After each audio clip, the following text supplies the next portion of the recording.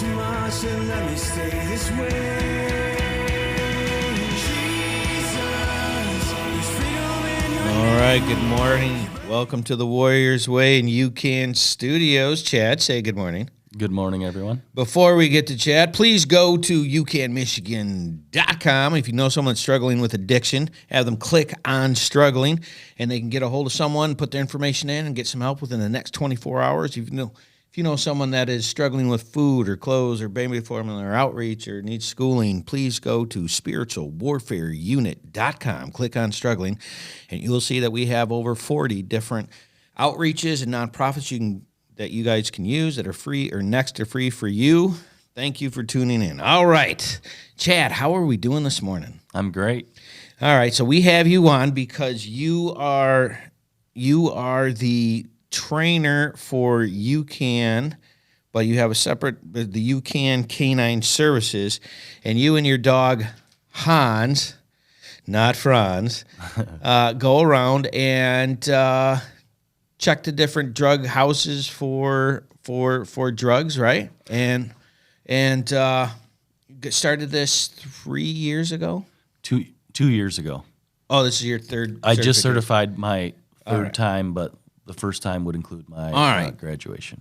Gotcha. So this is why I had you on the show, but I want everybody to kind of know your story and how we got to Hans. So we're gonna start back in the beginning. So where did you grow up at? I grew up in Minnesota, a small town west of Minneapolis, about 2.5 hours west. And how long did you stay there? My whole life until I graduated high school. And then I joined the United States Air Force as a law enforcement specialist. All right. So growing up in Minnesota, other than being freezing, like what else is there? Like, was it fun? Or like? Oh, absolutely. Yeah. Yeah, absolutely.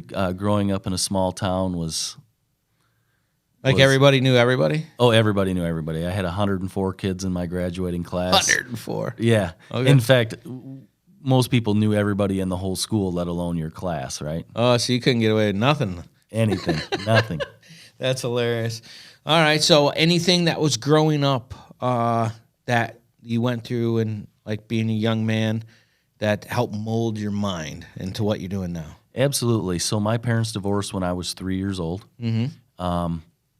I didn't realize till a couple years later, three's pretty young, that my mom actually suffered from addiction.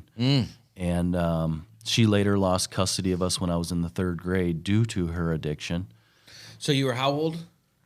When she lost, I was in the third grade, so roughly 9 years old, 9 years old. So you stayed with your mom for that 6 or 7 year period? That's correct. Okay. Do you have any memories of what that was like? Oh, absolutely. It was tough. I didn't know how tough it was at the time. The older I got, the tougher it was because I realized, we weren't like all the other kids in school. In that short period, I actually lived in Sioux Falls, South Dakota. Wow. So I was born in Minnesota, but my mom, when the divorce happened, my mom moved us to Sioux Falls, South Dakota. Why there? I think she has a sister there and a half brother that lived there. Got it. And we were there until I was I went through the third grade there, and then my dad got custody of myself and my two brothers, and then we moved back to my hometown in Montevideo, Minnesota. So he got custody, and you were in South Dakota. So you're in another state, and he got custody. Wow. All right, so you said you were, what, 10? Yeah, 8 or 9 probably. I 9? believe you turn 9 when you're in the third grade. All right. That was so long ago, like the math. I know, right? The mathing is hard.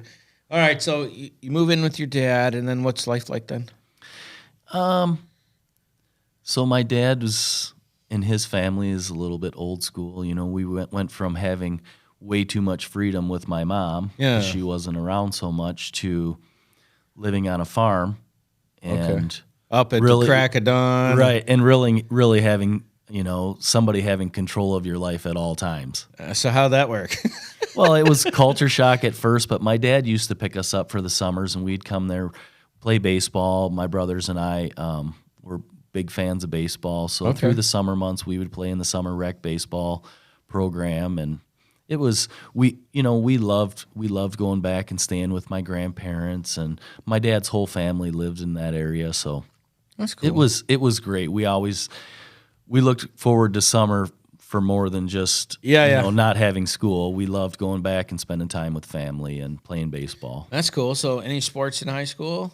Yes, I played football. I was in wrestling, and I played baseball. Any notable finishes there? No, not really. I did get a small baseball scholarship out of high school that I chose not to take. It wasn't enough to pay for my school. Gotcha. I'm left-handed, so I was a pitcher, and I guess I got the opportunity because of that. So you decided right out of high school, I'm going into the Air Force, huh? Yeah, it was shortly. I wasn't signed up like a lot of people sign up and they know they're going when they graduate. Mm-hmm. It was probably a couple months after that. I had some time. I had braces on my teeth, so you can't go in the service with braces on. So I had to wait. That. No, you can't. So I had to wait till I got my braces off anyway. So I had a little bit of time to think about it. How long was that?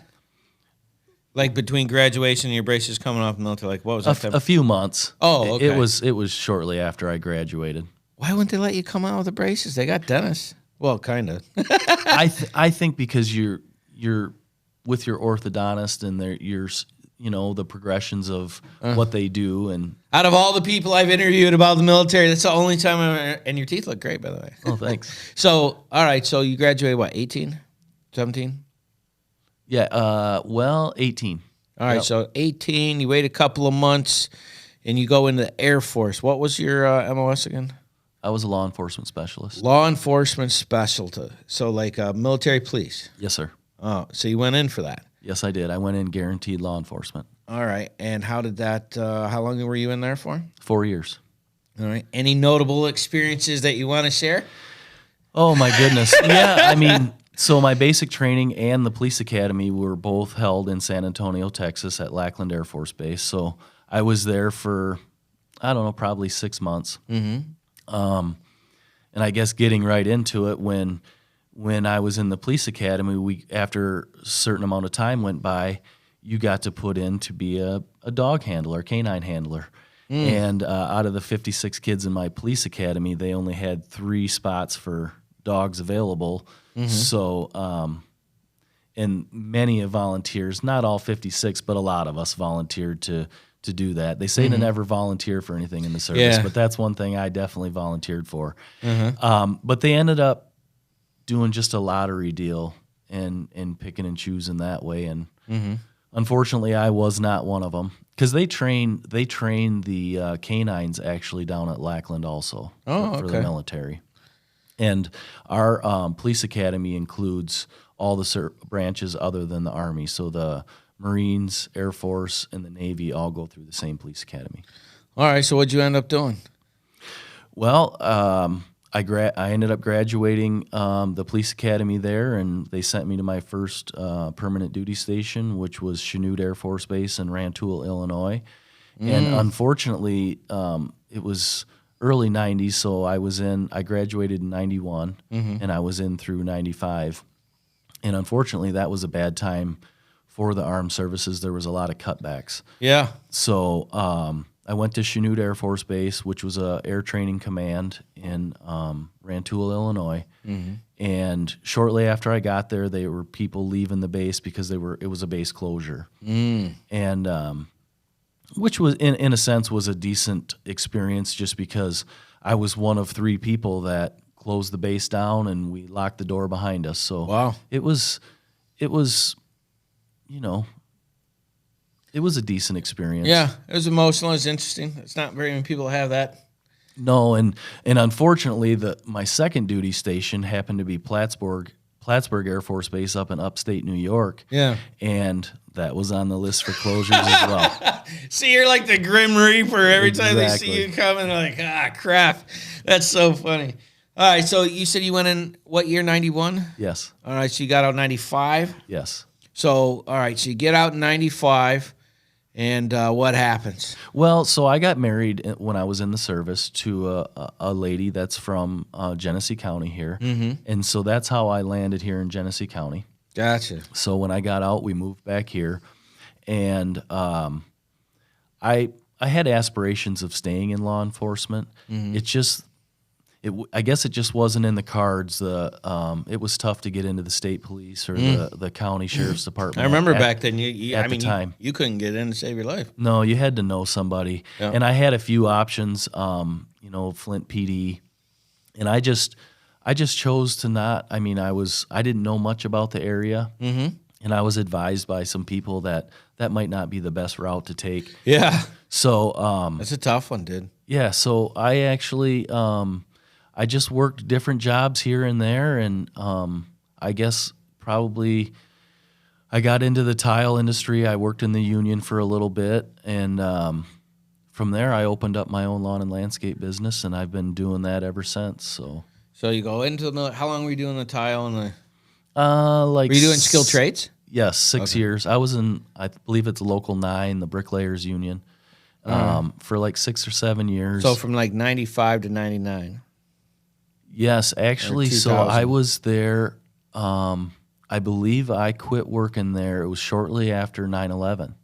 Oh, so it's 2001. Yes, because that inspired the name of my lawn and landscape business, which is All American Mowing. I'm very patriotic. My whole family's done time in the military, and it was important to me, and I knew that I wanted to work for myself. I spent so much time on my knees doing tile, and I just couldn't see doing that my whole life. Pretty hard on the body. So I had a little bit of experience with another company in between job, working some lawn care, and I thought, I really enjoy being outside. I really had aspirations of being self-employed, something where I can control my own destiny, if you will. And you've been doing that ever since, right? That's correct. And landscaping, that's mowing and cutting and hauling and snow removal. Yeah, all that, doing some mulch work, some tree trimming. All right. And so during this time, you said you got married. What year was that again? Well, I got married when I was in the service. Yeah, that's so what like brought me here. 92 or 90. Yes, it was 92, I believe. All right. And then kids? Yes, I have. During that time? Yes, I have a son that's 27 years old now. So that means he was, this mathing, was 96? 96. Hey, all right. Well, before we get into the sun part, we're going to have to go to our first break. I told you it goes fast. If this is your first time, please go to Spiritual Warfare Unit, like, share, and subscribe so we can help you help others. You sit tight. We will be right back. Taking a quick break from our podcast, I wanted to let you know about our life application program that we have for churches and nonprofits in the area that are trying to find programming that they can use in case the corona shuts you down and you're not able to get in. You go to spiritualwarfareunit.com. Click on our episodes, and you can check out our programs for as little as $29.99 a month to make sure that we're still getting the word out to those people that need it. Now, back to the program. Welcome back. I'm here with Chad. He's here with our drug dog, Hans, and he's been a big hit at the Depson Dogs. Tell everybody a little bit about Hans for us. Hans is the man. Hans loves to find drugs. We take Hans and we search different rehab facilities, schools. We actually got Hans to serve the public, so anybody in the public sector that wants any type of search, if you send a kid to rehab and you want your house swept before you come home, feel free to give us a call. Schools, they're great deterrent as well. I'm here with the regional chaplain down Genesee County. Kenny is here. They do great work inside the jail. Can you tell us a little bit about the programs that you guys have inside the jail? Yeah, we have an opportunity that the sheriff allows us to come into the jail as guests to share the gospel of Jesus Christ with each one of the inmates that want to hear that. We have programs inside the jail that we have Bible studies, we have people that come in and do one-on-ones as the inmates request it, but all of that's an opportunity to give them a choice at a different life than with the choices that they've been made to get here. Outstanding, and they're one of our partners in the community to help people who are one of the people that help win, help us, help you, help those people around. I'm here with AJ. He's one of the committee members from Back to the Bricks. How do you think it's going today, bud? Good. Yeah, I mean, everybody's here. Everybody seems happy, and we're doing it up in Flint just right. Yeah, it's been a really good time. We're right by the jail, hanging out with some very cool cars. And right to our left is their son was a deputy who had passed away. And so what they do is they have his car come out and they show it off at the different shows. We're sitting down here with UCAN and Reach the Forgotten and Spiritual Warfare Unit and Deps and Dogs and Back to the Bricks, of course, with the cars because you guys are the cool kids. We try. You do it good. All right, we'll be around. Welcome back to UCAN Studios. My warrior of the week is Chad Halverson, and we were just finishing up your section. You just finished in the military and got out of the military and hit 2001. And do you remember where you were when that happened, by the way? Yes, I do. I can't remember the name of the church, but it was a mega church down in the Detroit area. Yeah. And we were laying tile, and we were in the vestibule, and there was obviously TVs in the mega church. Yeah, yeah. And we all saw it come up on the TV, and we were just blown away, obviously, like everybody else. But yeah, I'll never forget where I was at. Yeah, what a better place to be than in a church, right? Yeah, I was at work, and I remember my boss was like, anything that happens outside of this place doesn't concern me till we're done. I'm like, your wife must love you, man. That's a little harsh. Right. So, all right, so you said you had a son, and what year was that again? He was born in 96. 96. That's right after getting out of the military? That's coming to Genesee County. All right. And so you do the tile, you do the landscaping business. What was the name of it again? All American Mowing. All American Mowing.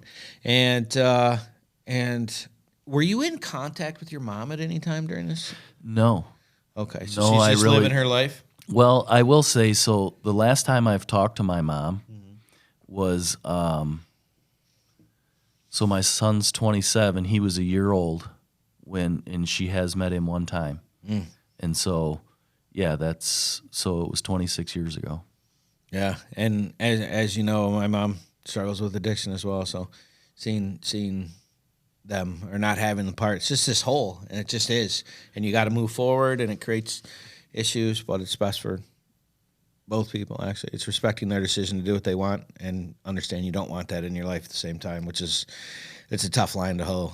Correct. You know, it's like getting beat up on both sides, right? Absolutely. And, you know, I probably didn't know how much it affected me as a young lad until later on in life. And, you know, you reminisce and you look back and you think about it a little bit. And yeah, well, you got that rage when you're young, you know? Yeah. And, you know, it just, in going through what I've been through since is, it makes you reflect on, you know, gosh, what was really happening back then? Why do I think that way? Why is that my perception? Why do I hate these things? Where did that come? Like all of those questions you just responding to as a kid. When you get older, you're like, it's weird. Yeah. So you said now in the middle of this, you said somewhere there was a divorce. What year was that? Yes. I believe it was in 98, 99. Okay. Is when I got divorced. And I went some time, probably a year without dating. And then I went on a blind date with my current wife, Jody. No kidding. Yeah. And we've been married ever since, coming up on 20 years this summer. Wow. Man, that doesn't really happen that way anymore, right? Time flies. Yeah. All right, so got divorced, had a son, got remarried, doing a landscaping business. How were you doing schooling or classes or anything this time? You just work, sleep, repeat? Work, sleep, repeat. So my current wife and I were just dating at the time, but I think we had only been on like 3 dates. Well, where did you go first of all? Like, come on, man. Let's hear some of the game. Like, did you take her out somewhere? We were on a blind date, and we went with 2 other couples, and we went to the movies. We went and saw Space Cowboys. Great movie. Yeah. Great movie. So, and that was it. You charmed her, huh? With your good looks and charm? I guess so. So shortly after that, I want to say it was probably 3 months after we started dating. Yeah. She has a son from a prior marriage as well. Yeah. He's 28. It's kind of crazy, but our boys were born on the same day, 1 year apart. Both January 11th birthdays. Wow, like Irish twins. Yeah, exactly. That's strange. So Boy, they must have loved sharing their birthdays. Yeah, I don't think they minded it too much. That's cool. In a split family, you got birthdays on both sides anyways, yeah. right? So So what did she do, by the way? my wife is a third grade school teacher. Wow. God bless teachers. There's certain jobs I cannot do, and that is one of the jobs I cannot do. Third grade. You and I both. Woo! Man. So shortly after we were dating, probably 3 months in, there was a little bit of a tragedy in her family. Her son got diagnosed with leukemia. Oh, my gosh. So he was How old? He was kindergarten, 5 years old. At 5? At 5 years old. I didn't even know that was a thing. Yeah, yep. He was diagnosed with leukemia, and we went through some tough times. It's tough for a mom to think that she could possibly lose her son, especially at such a young age. What's the time frame for that? Well, he was in treatment for about 3 years. Wow. Back and forth to the hospital. In fact, the first year, my wife had to take a leave of absence from school. FMLA? Yeah. Wow. For the first year that he was sick, his kindergarten year. Oh my And gosh. he had some tutors that came in, and he actually made it through his kindergarten year. He had his treatments. He was in and out of the hospital, but he made it through. Man, and then you said that went on for 3 years? Yeah, well, Was he like cured or like what yeah, happened? he's considered cured, but you're not considered cured, I believe, until the protocol he went through to get rid of the leukemia. They got him in remission shortly after. I would say the first couple months. They got him into remission, and he stayed in remission. But the protocol that he was on was a 3-year protocol. So, and then I believe it's 2 or 3 years after that, without any treatment, and staying in remission is when So like you're till he's considered 13 cured. or 14. Yes. Yes. So man, him growing up, constant attention by this negative thing that was happening. Yeah. Like I said, as parents, you never like to see, any kid struggle, of course, but this, leukemia at a time was considered a death sentence in a way. Right. So, But he survived. He survived. Wow. Yes. What? I wonder what the statistics are of that. Man. That puts him in a rare area right there, huh? Yeah, and they've come a long way with medicine now. I mean, there is different types of leukemia, and if you were to ask me what type he had, I couldn't probably remember what it is. Right. But So he becomes a teenager. Your son becomes a teenager. With the family, everything good?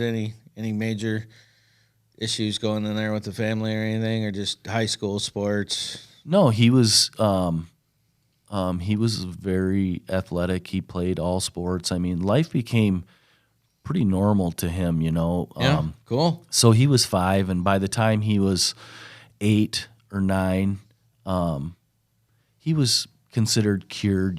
So he lived a relatively normal life. And life during this time between you and the wife and the 2 boys, everything's just sleep, work. Yeah, we were still eat, in our repeat. honeymoon stage, right? So, Yeah. things were all good. Blended families are always tough. My ex-wife had custody of my son, so we would get him on the weekends, and I would get him as much as I could, but Sure. definitely every other weekend. And All right, so you're living this life, and what's the next major event that happens? well, I guess it would have been. So I was working in the tile industry, and when we got married, and once we got married, I was able to become self-employed because my wife had insurance on us. That's obviously a big thing. Sure. So that's when 9/11 happened, and shortly after that, I opened my lawn care business, and we grew my business, and she continued being a teacher, and yeah, life was pretty normal. All right, so we finally get to the rut of it. So how did you go from that to Hans? Like, what was the transition? Like, what got you into it? Why are you?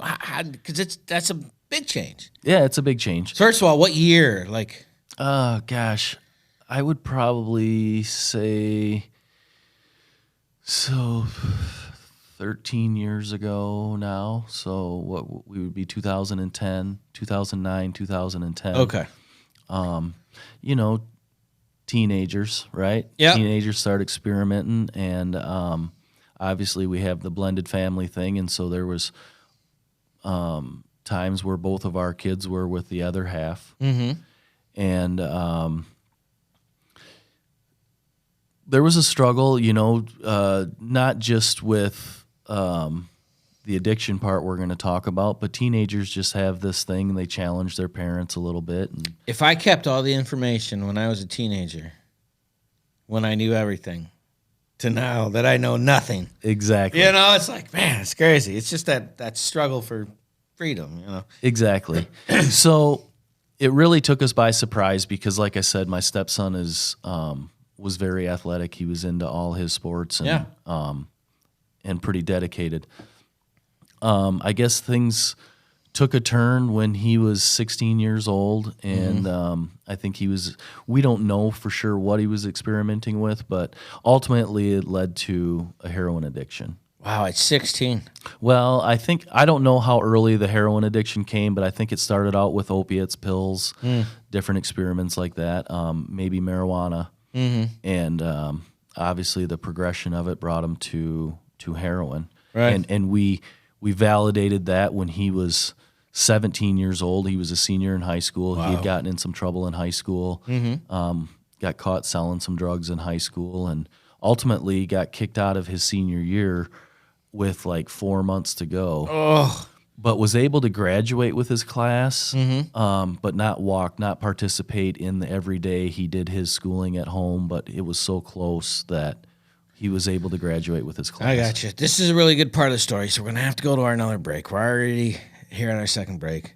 Again, this is your first time and you're helping us help others. Please go to Spiritual Warfare Unit. Like, share, and subscribe so we can help others. Sit tight. We will be right back.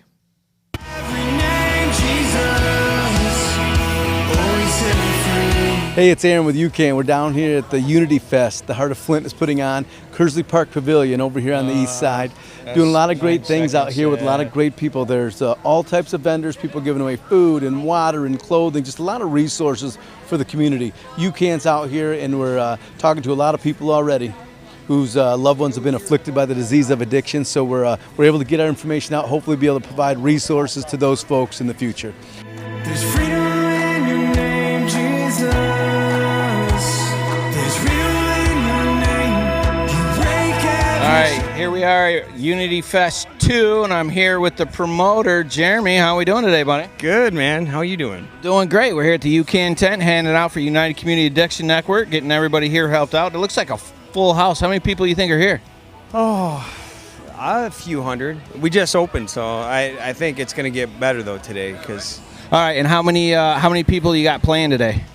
we have 3 artists. We got Shantae Music, and we have Nick Hill, who's out of Saginaw, and then End of I. I don't know who they are, but...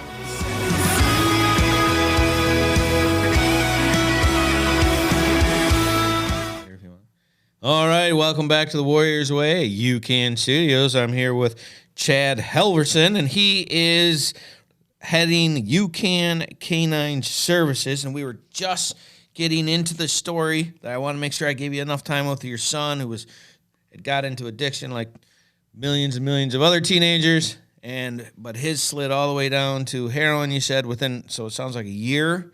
He got to graduate but not walk, which sucks, but at least he got to graduate. So what happened then? Well, I guess he went to his rehab for the first time. Mm-hmm. And like a housing where he stayed, or just? Yeah, no, I think it was more of an intense rehab. I think he went to Brighton, maybe. Oh, okay. And he did a stint in there, and of course, like all parents do, they have high hopes for what they're going to get when they come out of rehab. And it's been a while now. Like I said, it's been 13 years now, so I can't remember how well he was for the time that he came out, but it wasn't long after that, and he found himself there again. And I believe it was after the third time that he was in rehab, my wife and I had the tough conversation of how we're going to move forward with this. The people at Brighton had told us that we should probably make a contract with my stepson and let him know that you had to be drug free to live here. And ultimately, that was broke, and so it was time he had to move out, and which was tough. Right. My wife didn't necessarily want to hold him to the contract, and Right. I can understand that somewhat with me not having the tight knit bond with my mom. It was a battle between my wife and I as much as it was a battle with our addicted son. Right. Because we saw things differently. Sure. Sure, because she loves him, and I want to be there, I imagine, and help him. And you're like, listen, we've done that. That didn't work. We got to try something else. And every family that's ever dealt with addiction deals with that juggernaut of those heads. And what do you do? Exactly. I mean, I don't know if I had talked much about it, but my mom ultimately lost custody of us when I was in the 3rd grade because of her addiction. And do you know what it was, her addiction? I believe it was meth. Wow. Man. I mean, probably many other things. I know there was alcohol involved. Sure. There was marijuana involved.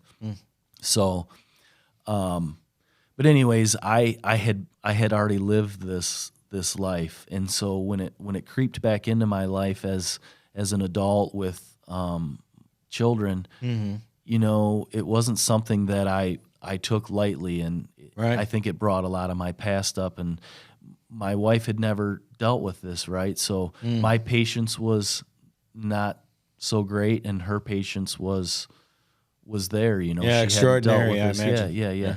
So I knew that we had a battle ahead of us. So what'd you guys end up doing? Did he stay? Did he go? No, he actually ended up leaving, and he moved in with a friend of his. And How'd that work? Well, it didn't last very long. Shortly after, my in-laws live in Traverse City, and so they thought that, and they hadn't lived the daily with them, right? And of course, this is their grandson, so they thought that they would take the opportunity to come down here and pick him up and maybe take him to a different area and Be helpful. be helpful, get a new start on things, if you will. Out of the area that got him in a bad area, we'll get him in a good area, and he'll be good. Correct. And it didn't take too long to where he found resources up there, and then of course my in-laws started living the life of an addict. You really become addicted to your addict son or grandson because you live the highs and lows with them, right? Yep. So it kind of clarified things, if you will, for them. I mean, I don't say that in a negative way, but they really thought that they could, it just was the area, it was just his home life or what have you, when, he's a young adult, and we all make our own choices, and it was a choice that he wasn't ready to give up. Yeah, because when you're looking at it from the outside, until the person struggling with the addiction says, okay, I got to quit, everybody else is in this freaking whirlwind, and you cannot get out of it to save your life. I mean, there is nothing you can do. And it's a struggle for everybody because you're just waiting for the next time that it just tanks, and then you work up, and then it's the next time, and then the fear that you're working with and the stress of dealing with all that. And then, and it's like, why won't, and it's a struggle for them. It's probably a bigger struggle for a family because they're watching this person self-destruct, and you can't. They're hitting the button of their own self-destruction, and there's nothing you can do. It's so frustrating.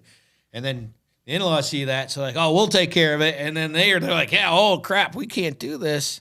So now everybody's in the same boat of what do we do, right? Exactly. And I get it. I mean, people think that, well, maybe it's just this that he needs, or maybe it's just, maybe we can help. And in a blended family, like I said, he's got two sides of the family, right? The dad side and the mom side. Right. And so everybody thought they would put their 2 cents in and try to help, and one of the things that Aaron talks about is getting the family on a united front. One person's making the decisions for the loved one that's suffering from addiction. Right. And that just getting everybody on the same page and what's expected is so key, especially early on in the addiction, because your chances, I think, of stopping it are better. But when you have when he had so many resources to go to, and Just pitting them against each other. that and exactly and the secretive, like someone else is giving him money, a grandma on this side or the grandma on that side. Well, it's not my fault, it's their fault. And if he was this or she was that, then I wouldn't be. Yeah, and I don't even know that there was a bunch of blame pushed back and forth like that, as much as it's just it wasn't in his best interest for just other people giving him money and giving him resources, maybe a place to stay. I think that by having a united front, you can maybe force the rock bottom sooner, right? Yeah. So what happened? Well, he was up in Traverse City, and he had a good job. He worked at Coca-Cola. Wow. Was making good money. He's never had a problem getting a good job. I mean, he's a smart and resourceful kid, which also made him good at being an addict, you know, Right. and manipulating people. So Same skill structure. exactly. Right. So he found himself in trouble a couple times. He did he did get in trouble up in Traverse City, and he found himself in jail. Mm-hmm. And he got out of jail. I think he was looking at maybe 4 felonies, and he got a couple of them expunged through a first-time deal. What I don't exactly know, and but he got his job back at Coke and went back to work. He did get his own place in Traverse City. My in-laws realized that it probably, you know, their house probably wasn't the best place for him. So, and he wanted a little bit more of his freedom too, right? So, What year was this? oh my goodness, Been 2014, 15, 16, somewhere in there. yeah, somewhere in there, and yeah, I think it was 2014. And once again, he found himself in some trouble and found himself in jail again. I believe he did like 9 months, and he got out on good time, what have you. And he was on probation. Got his probation moved down to Genesee County here. He decided he wanted to come back to this area. So he transferred his probation down here, and shortly after coming down here, he started absconding his probation. And so, and he wasn't showing signs of being clean. He hasn't really been active in any groups, anything. He hasn't been intentional about his recovery, if you will. So he kind of just went through the motions and was absconding probation. And I believe he got a job with Pepsi down here. Pepsi has a program to where even if you're a felon, they give you, it's like a second chance program. So he worked for Pepsi for a while, and we thought, you know, things are going good for him, but it didn't last. And, you know, like I said, without being intentional about your recovery, it probably isn't going to last. So right? how did it end up? Like, where's he at now? Well, so it was actually this coming Memorial Day will be a year ago that he was in a vehicle and got pulled over. The state police asked for everybody's ID. And, of course, he's absconding probation for like 4 years now at this time. And so the state police brought him into the county, and Traverse City came down and got him. And he was facing the judge that told him, you know, 6 years ago that if I ever see you again, young man, I'm going to send you to prison. So he's currently in prison right now. What's his sentence? They gave him 14 months. He was required to finish a class that some addiction class, what have you, and so he's there now. He just finished the class last week, and so I guess they're waiting. He'll go in front of a parole board or what have you, and they'll decide when he'll get released. All right, so all of this backstory is super important because what made you to decide to do the drug dog thing? Okay, so Aaron Rubio, Where did you meet him, actually? Well, he was actually on the blind date I went on with my wife. Shut your mouth. Are you for real? Yes. So my wife, his wife, and Aaron all went to high school together. Okay. So, Cardinals. right. Yeah. So, I guess if we want to rewind a little bit, there was a down in Waterford, there was a group meeting that Aaron and I used to attend. And it was an addiction meeting, but it was an addiction meeting for, they had different tables, whether it was for the addicts themselves or parent support. And we started attending these meetings. Okay. And they were every Tuesday night. And Aaron and I would carpool down there, and we would talk. And, you know, at the time we were involved with FAN, Aaron and I. And, you know, Aaron kind of worked for FAN at the time, and they restricted him a little bit on what they were allowing him to do. Like, he was wanting to, you know, if he got a call, he was wanting to go immediately and go pick up this addict and get him help. Yes, he's very passionate. Yes, and and the higher ups in FAN weren't real keen on that. They wanted, you know, him to call him an Uber or what have you. So the conversation turned into, well, maybe we should open our own network. And that's where it started. That's where it all started. All right. Do you remember what year that was? Like 2017, 2018. It had to be right in there, right? Yeah, 2018 probably. All right. Before you finish the story, we got to go to our next break. If this is your first time, please like, share, and subscribe. Get the word out. Help us help others. Sit tight. We'll be right back. I'm really impressed with the teachings that Isaac has been bringing to us, as this is all based from Proverbs. I like it because it's simple, and it doesn't matter who you are. It's very easy to understand and apply to your life. You know, it points out, you know, my bad parts, and, you know, but it's showing me how to do the good parts. And, you know, I'm trying to apply that and, you know, make a better life for myself, because I'm tired of where I've been. It's impacted a lot of the guys as they continue to talk and ask questions after the meetings, as they speak to one another regarding the meeting and the messages and the topics that are being brought up, which are down-to-earth topics of situations and things that we live with on a day-to-day basis. He takes the Bible and he breaks it down into simple terms and where you can understand. And like I said before, sometimes a lot of churches, even the Salvation Army, sometimes we start using these big words that people don't understand, like even saying someone got saved. Well, what does that mean? What does it mean when you say someone got saved? And it's accepting Jesus into your heart. So it's like words like that we use that people don't understand. It's just very interesting how he points out, you know, the different things of, you know, the sin part, and then he comes back with the, you know, how to make it better, and he just points it out. It's there. You know, I didn't know all this stuff was in there, but now that he's pointing it out, it's like, wow, you know, I guess if you really dig into the Bible, you find these things. This is a daily moral standards that we can live by, that the teachings are coming from. And honestly, we can take verse by verse as what he's done, and pretty much he's done the hard work for us and now laying it out so that we have an easier understanding. There's some people who don't like to be in Bible classes, but this one seems to get their attention. All right, welcome back to the Warriors Way at UCAN Studios. We are here with Chad, and Chad was just finishing up his story of how he got into doing the drug dog scenario. So him and Aaron, my buddies, their wives have been dating, so that means not your wives have been dating. You guys are out with your guys. Nice. And so you guys are doing the same family function with the groups at FAN, and what happened?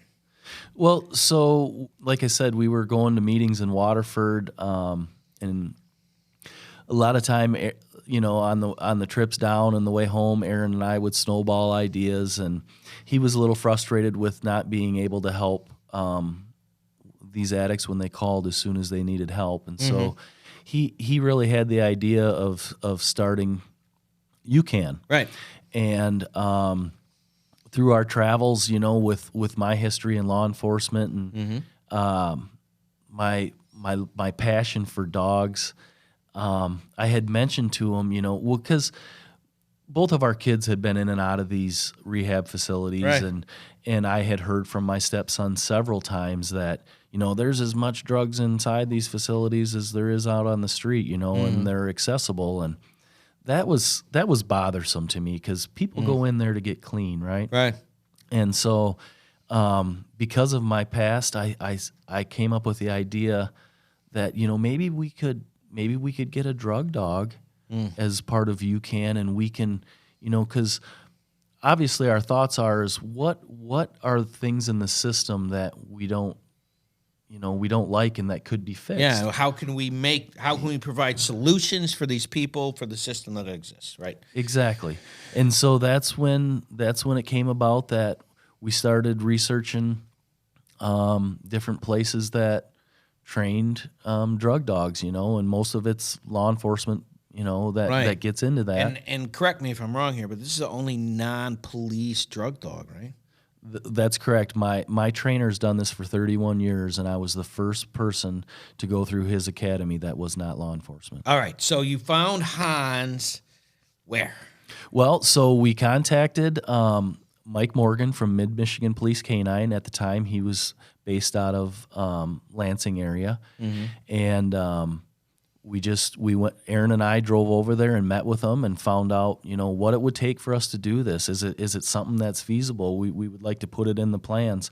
And how much did we pay for Hans? Well, Hans came from Poland. Poland. And Upa Ruska.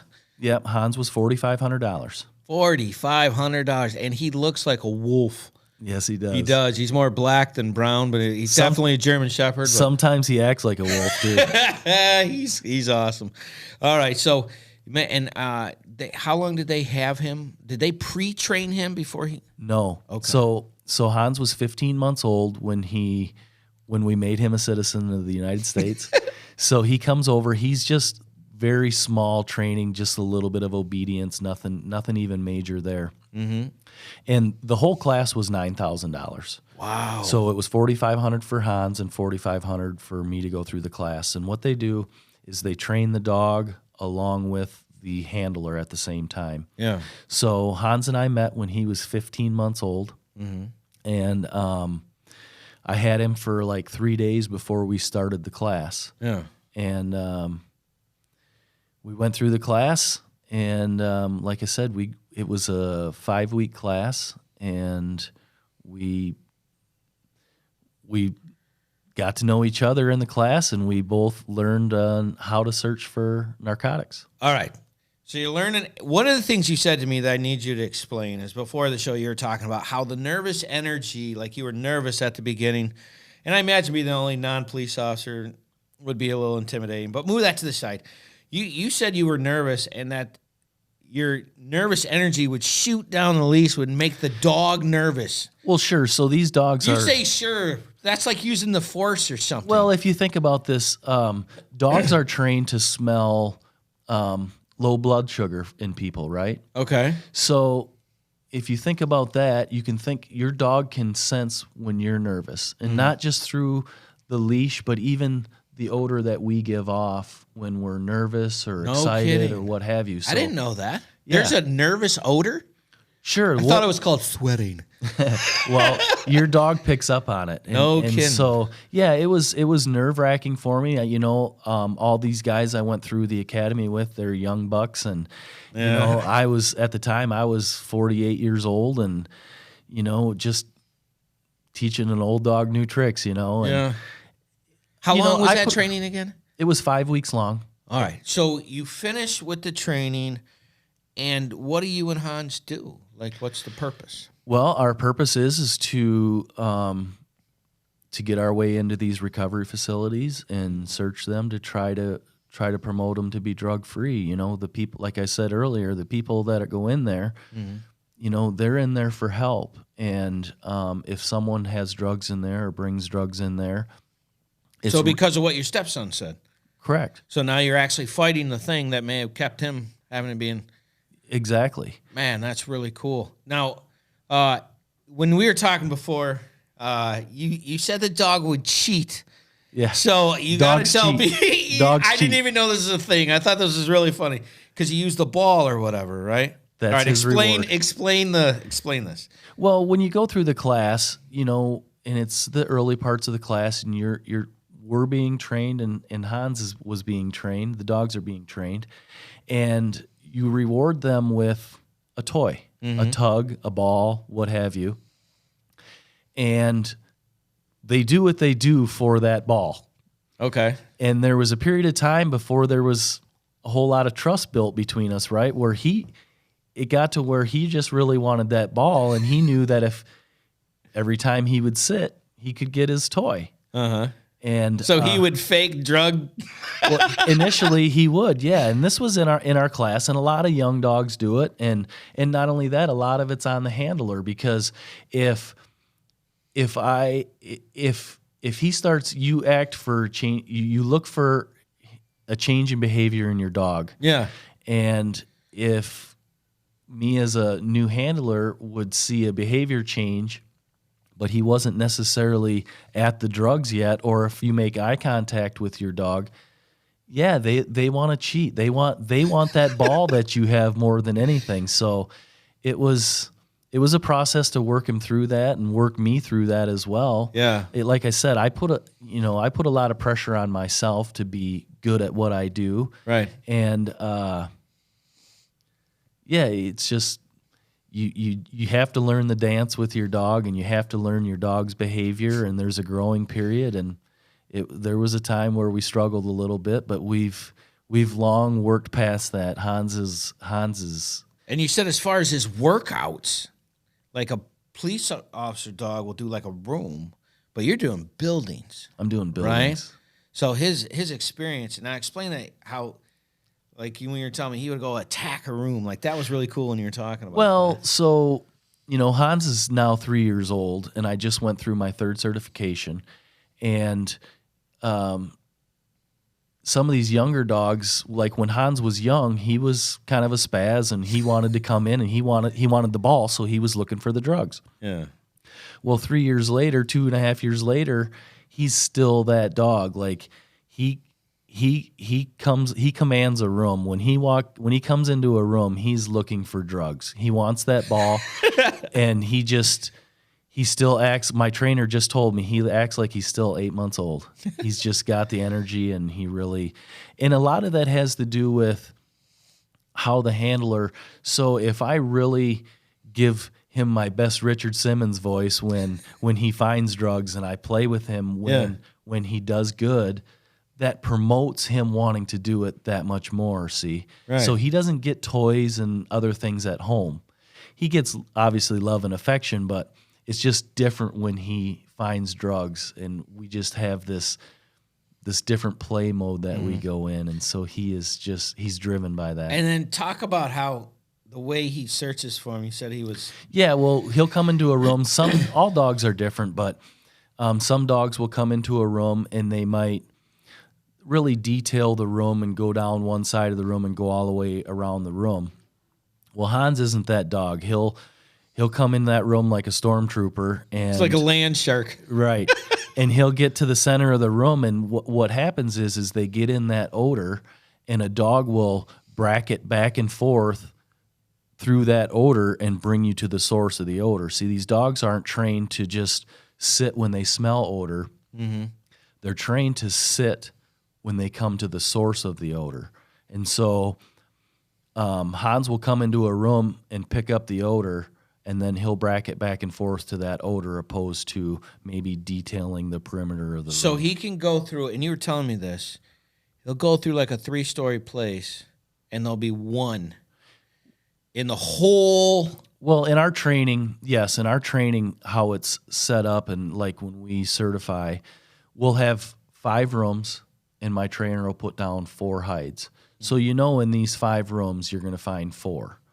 And you can't have any false indications, and it's for the betterment of both me and the dog. But Sure. But in Hans and I's training, I've built relationships in some of these recovery places. I have synthetics that I have them hide, so it's not real drugs. Mm-hmm. But when I show up at the facility, I'll give them a few cotton balls that I've had in the freezer with the odor in it. Mm-hmm. And I'll give them to the person that's chaperoning me through, and I won't tell them what room, I won't tell them what floor, and I tell them I don't want to know, because like I said, You'll give that to the dog. We can key the dog off on that. So instead of having 4 rooms with or 5 rooms with 4 hides. I give them 1 hide, and I have 25 rooms. I just tell him to put it somewhere in their And facility. he gets it every time. He'll get it every time. And I shouldn't say that because no dog is 100%. Yeah. But yeah, he is spot on, and we never know where it's at, right? So Yeah. it's good training for him. It's good training for me.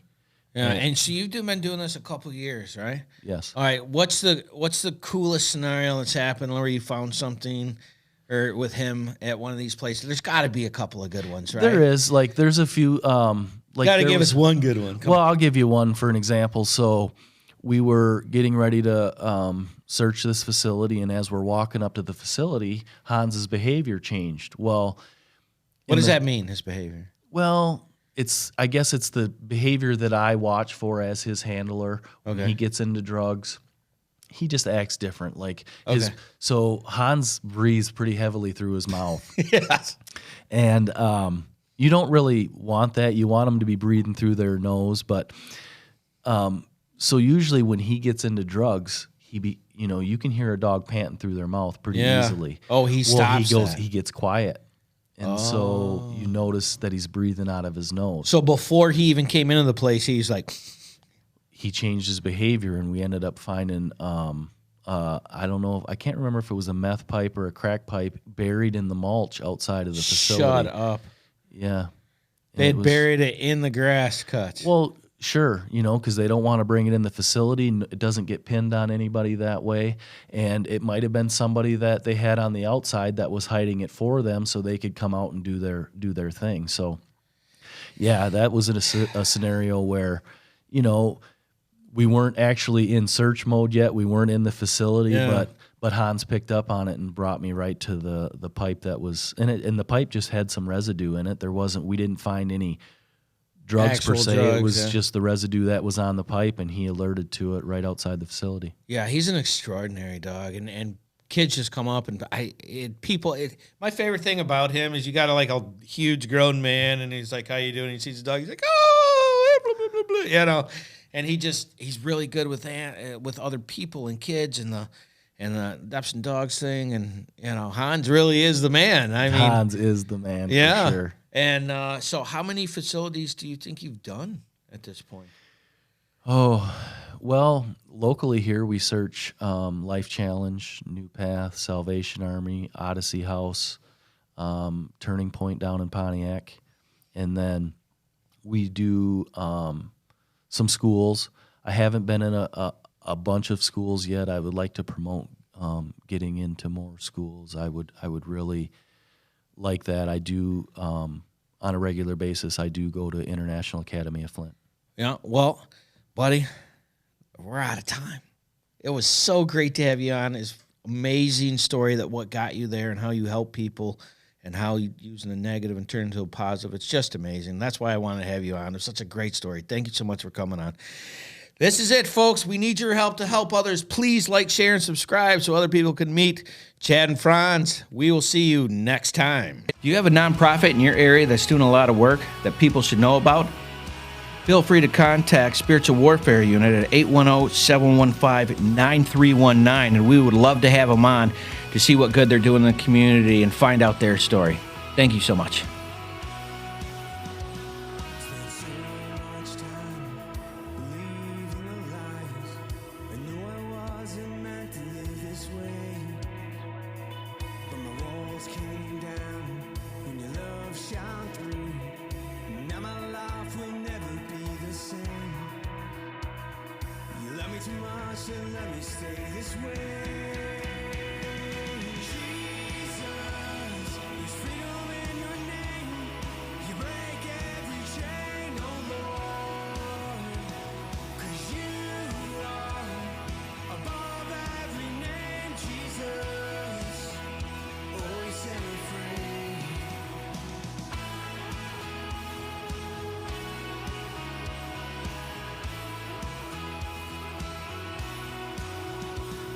Now I live my life singing songs of